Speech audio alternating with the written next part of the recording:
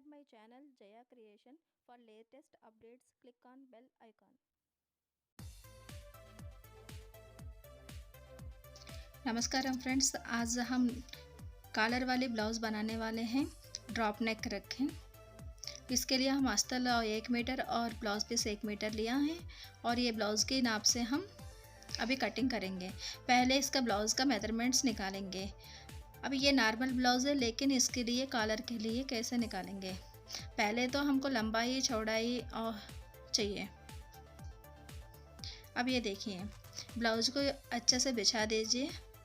बिछाने के बाद इस मुड्डे से लेकर उस मुड्डे तक ऐसा चेस्ट का नाप निकालना है। ये देखिए, मेरे ब्लाउज़ का नाप है 19 इंचेस का। अब ये 19 इंचेस का आधा भाग है, सॉरी ये वाली नहीं है, और ये चेस्ट का मार्किंग का 19 इंचेस का है। 19 इंचेस का में से आधा निकालना है, बाद में निकालेंगे। अब ये लंबाई ही देखेंगे। इसका लंबाई ये मेरा 14 इंचेस का लंबाई है।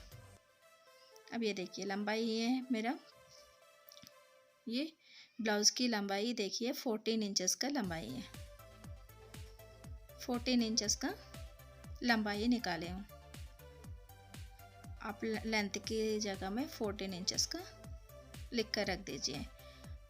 और कमर के लिए पूरी ब्लाउज़ की कमर नापना। पहले ये देख लीजिए, शोल्डर इसका 12 इंच है, तो 6 इंच का हम नॉर्मल ब्लाउज़ का गला है तो ये इस तरीक़े से तो रखेंगे, लेकिन ये कॉलर वाली है। अब ये 32 34 जितना भी हो, 8 इंच का शोल्डर आएगा कॉलर के लिए, और ज़्यादा दुबले लोगों को 7.5 इंच ही आएगा। इससे कम शोल्डर आता ही नहीं है। अब ये देखिए, कमर नाप कर देखेंगे। अब इस तरीक़े से कमर को पूरी तरह से पूरा गोल घुमाकर देखना है। तो कमर आया 33 इंचेस। 33 इंचेस का कमर आया। अब ये देखिए, 14 इंचेस में हम 1 इंच प्लस कर लिखने में 15 इंच बनेगा। अब ये अस्तर के कपड़ा को मैं ये फोल्ड में कर रही हूँ। देखो, 15 इंच, 14 इंच को हम +1 मिलाकर 15 इंच का हम लंबाई रखेंगे। ये 1 इंच सिलाई में चली जाएगी। किसी का भी ब्लाउज़ की लंबाई हो, उसको 1 इंच बढ़ा के आपको रखना है। अब ये शोल्डर के लिए मैं बता रही हूँ, 16 इंच का जिसका शोल्डर है वो 8 इंच का रखेंगे, और इससे दुबले लोग 7.5 इंच रखेंगे। इससे नीचे नहीं रखना है। अब ये 7 इंच का मैं मुड्डे के गुलाई के लिए ही रख रही हूँ। अब किसी को भी याद रखिएगा, कॉलर वाली दुबले लोगों को 7.5 इंच, थोड़ा हेल्दी लोगों को 8 इंच रखना पड़ता है। अब ये देखो, इस लाइन को आधा इंच मैं अंदर की तरफ ले रही हूँ, आधा इंच अंदर की तरफ ले रही हूँ। अब इसको ऐसा गुलाई में निकाल दीजिए। 1 इंच का ये कॉर्नर से लेके आप गुलाई के लिए दीजिए। अब ये चेस्ट का मार्किंग लगाएंगे। 19 इंचेस का आधा 9.5 और 2 इंच मार्जिन के लिए रखी हूँ। अब कमर के निशान लगाना है। अब ये देखिए, 9.5 का कमर को रख रही हूँ। 8.5 आया 2 इंच मार्जिन के लिए, 8.5 आया। इसको 1 इंच बढ़ा के हम 9.5 का 9.2 आया, तो 9.5 का ही हम निशान लगा लिया कमर के लिए। 1 इंच हमको कमर की पट्टी में, कमर में प्लेट्स लगाने में काम आएगा। शोल्डर 8 इंच और मुड्डे की डाउन 7 इंच रखी हूँ। ये देखिए, पीछे की 15 इंच में आगे की लंबाई 2 इंच कम करके हम 13 इंच का 13 इंचेस का लंबाई ही रखना है। आगे की कटिंग करते समय ये बेल्ट वाली आएगी, और उसको 2 इंच कम करके जितना लंबाई हमने पीछे का निकाला उसका 2 इंच कम कर लगाना है। आपकी ब्लाउज़ की लंबाई जितना भी हो उसका 2 इंच कम करके लगा दीजिए, और 1 इंच ऊपर की तरफ फोल्डिंग की तरफ से मैं निशान लगा के इस तरह के शेप दिया। अब ये पीछे की ऐसा कैसे रखा है, शोल्डर 8 इंच और मुड्डे के लिए 7 इंच, इसी तरीक़े से सेम रखना है। अब ये दोनों निशानों को मिलाते हुए ऐसा कॉर्नर बनाइए। इसमें थोड़ा सा फ़र्क, पीछे आधा इंच लिया और आगे वाले को 1 इंच लेंगे अंदर की तरफ। ये कॉलर वाली में इस तरीके से कटिंग होती है, ये बहुत अच्छा फिटिंग बैठेगी। और इसको भी ऐसा डीप नेक गोलाई दीजिए। अब ये पीछे का जैसा निशान लगाया चेस्ट का, वैसा ही 9.5 इंच और 2 इंच का मार्जिन। अब ये नीचे को 8.5 इंच का हमने रखा है, तो 9.5 इंच का हमने रखा है, तो उसको 2 प्लस करना है, तो 11.2 इस तरीके से 11.2 तक मार्जिन रख के फिर 2 इंच का मार्जिन रखना है। 2 इंच का थोड़ा कपड़ा कम पड़ा, फिर भी ठीक है, वो मार्जिन में ही चले जाएंगे। ये देखिए थोड़ा सा क्रॉस में आया, आप टेंशन मत लीजिए। ये 3 इंच का इधर टक्स डालेंगे तो वो अपने आप कपड़ा इस तरफ खिसक जाएगी। अब ये देख लीजिए 3 इंच का मार्किंग रखा और उधर से और 3 इंच का एक डॉट लगाया। ये दोनों डॉट को मिलाने के बाद बीच में 3 इंच का टक्स बनेगी। अब गला के लिए 3 इंच रखी हूँ और गले की डीप के लिए 6.5 इंच रखी हूँ, 6.5।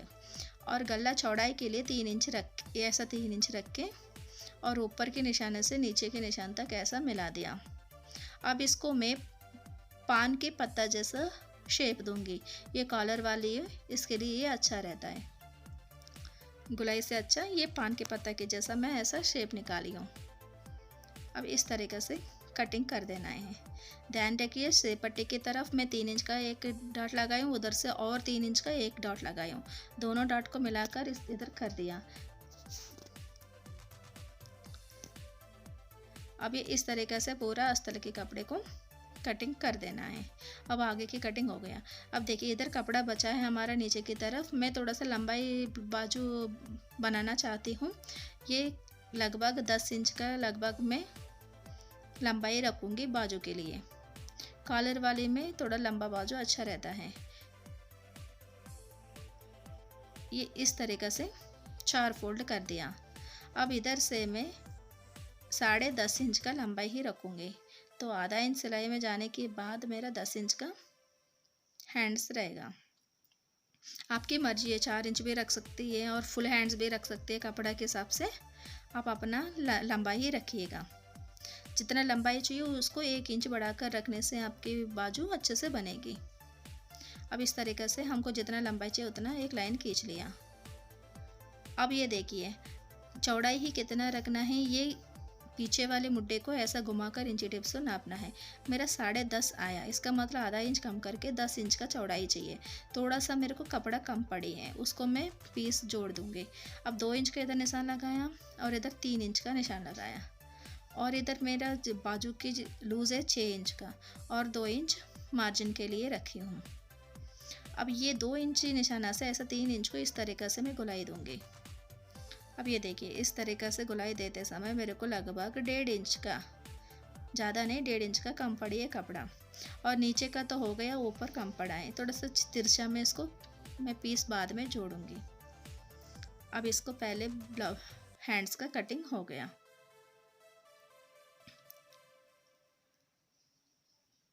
अब ये देखिए अभी हमको शेप पट्टी का निकालना है। पहले उससे पहले हम थोड़ा सा कपड़ा लेंगे। ये देखिए इतना कपड़ा हमको ये ऐसा क्रॉस में 2 फोल्ड किया कपड़े को, इस तरह क्रॉस में मैंने निकाला है। ये चौड़ाई लगभग फोल्ड में 4 इंच का है, इसमें इससे कम ही हमको ज़रूरत पड़ेगी, लेकिन मैं अंदाज़ा से काटी हूँ। जब सिलाई करते समय सिलाई करके तब शेप इस तरीके से जोड़कर शेप निकाल दूँगी। ये 4 पीस कटिंग किया हूँ, इस तरीके से शेप बाद में निकालूंगी। अब इसको साइड रख रही हूँ। अब सब बचा है अभी शेप पट्टी। अब ये देखिए पीछे के कपड़े को रखिए और उसके ऊपर आगे वाले कपड़े को बिछाकर रखिए। अब ये ऊपर से ये जो पट्टी हम जोड़ते हैं वो कितना चौड़ाई में है वो देखना है, कितना कपड़ा हमको बचा है। अब ये देख लीजिए बराबर देखना है, 3 इंच बचा है, उधर 2 इंच बचा है। इसका मतलब इधर आधा इंच बढ़ाकर 3.5, उधर आधा इंच बढ़ाकर 2.5 इंच का। ये देखिए 3 इंच है तो 3.5 इंच का मैं निशान लगाऊंगी, क्योंकि ना सिलाई में नीचे भी सिलाई आएगी और ऊपर भी 1.5 इंच जाएगी। और उधर अभी ये देख लीजिए लंबाई ये मैं लगभग 11 इंच लंबाई ही ले रही हूँ। मेरे को 10 इंच का लंबाई हो जाएगा, लेकिन थोड़ा 1 इंच ज़्यादा लेने से कुछ जाएगा नहीं, कपड़ा है तो ले सकते हैं, बाद में कटिंग कर कर हटा देंगे। अब ये 2 इंच का चौड़ाई है तो मैं आधा इंच बढ़ाकर इधर 2.5 इंच रख रही हूँ। और ये 3.5 इंच का और 2.5 इंच का इस तरह से गोलाई से ये 2.5 इंच को मिला देना है। ये आप ही गोलाई देना पड़ेगा, इस तरीके से गोलाई में सेप पट्टी को कटिंग करना है। अब ये रा सिल्क की कपड़ा है, थोड़ा मोटा में है तो हमको एक अस्तर का पीस बहुत हो जाएगी। अगर ज़्यादा सिल्क साड़ी में आती है ब्लाउज़ की है तो 2 अस्तर, एक तरफ का दो अस्तर कपड़ा चाहिए। अब मेरे को एक ही काफ़ी है तो मैं 2 पीस ही कट कर रही हूँ। अब ये नीचे की तरफ भी कटिंग कर कर अलग कर देना है। अब इस तरीक़े से अलग कर दिया। अब ये हमारा सेप पट्टी भी हो गया।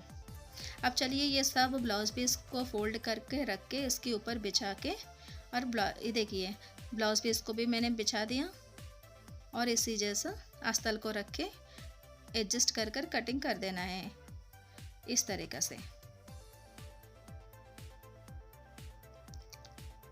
अब इस तरीक़े से पूरा ब्लाउज़ के पीस को कटिंग करना है। आगे वाला भी हो गया, पीछे का कटिंग हो गया और आगे वाला भी अब हो गया। अब ये बाजू को भी ऐसा 4 फोल्ड में रखकर इसका भी कटिंग कर दिया। अब ये देखिए इसके लिए मैं इधर से लूँगी एक सेप पट्टी और दूसरे सेप पट्टी और दूसरे जहाँ कपड़ा बचेगा उधर से मैं निकालूँगी। ब्लाउज़ की पीस को एडजस्ट करना बहुत मुश्किल होता है कभी कभी। मेरे को अभी इसमें कॉलर का भी कपड़ा चाहिए। अब ये इस तरीक़े से निकालूंगी तो कॉलर के लिए कपड़ा कम हो जाएगा, तो मैं इस तरफ से निकालूंगी। अब ये देखिए थोड़ा सा पीस कट कर कर रखी हूँ, कम पड़ी है, इसको बाद में जोड़ूंगी। अब ये बुकरम लिया हमें 2 फोल्ड करके, पेपर बुकरम ये 11 इंचेस का लंबाई और 6 इंच का चौड़ाई में लिया हूँ। अब इसको 1 इंच में ऊपर की तरफ छोड़ दूँगी। जहाँ निशान लगाई हूँ उधर से मैं 9 इंच का डीप रख रही हूँ। मेरे को 9 इंच का ड्रॉप नेक चाहिए तो 9 इंच का निशान लगाया। अब ये निशान से 3 इंच चौड़ा ही रखूँगी, नीचे की तरफ 3 इंच का चौड़ाई रखूँगी। इसी तरह ऊपर तक 3 इंच का इस तरह से एक लाइन खींच लीजिए, तब आपको अंदाज़ा पता चलेगी ड्रॉप नेक किस तरीके से हमको शेप निकालना है। अब ये ऊपर की लाइन से कोने से लेकर इस तरीके से ड्रॉप की साइज़ में इस तरीके से ड्रॉप की जैसा इस तरीके से निकालना है। अब नीचे से 1 इंच का मार्जिन रखते हुए पूरा गोल जैसा ड्रॉप नेक का हमने ड्रॉ किया है उसका पूरा 1 इंच का मार्जिन रखकर इसको ड्रॉ करना है। अब बाहर का लाइन भी और अंदर का लाइन भी कटिंग कर कर आपको ड्रॉप नेक का शेप निकालना है। फ्रेंड्स ये ब्लाउज़ की कटिंग आपको समझ में आएगा तो प्लीज़ सब्सक्राइब एंड शेयर कर दीजिए और लाइक करना मत भूलिएगा। मैं आपको अच्छे तरीके से समझाने के लिए कोशिश कर रही हूँ। अगर कुछ डाउट्स है तो कमेंट सेक्शन में लिख दीजिएगा। अब ये ड्रॉप नेक कंप्लीट हुआ।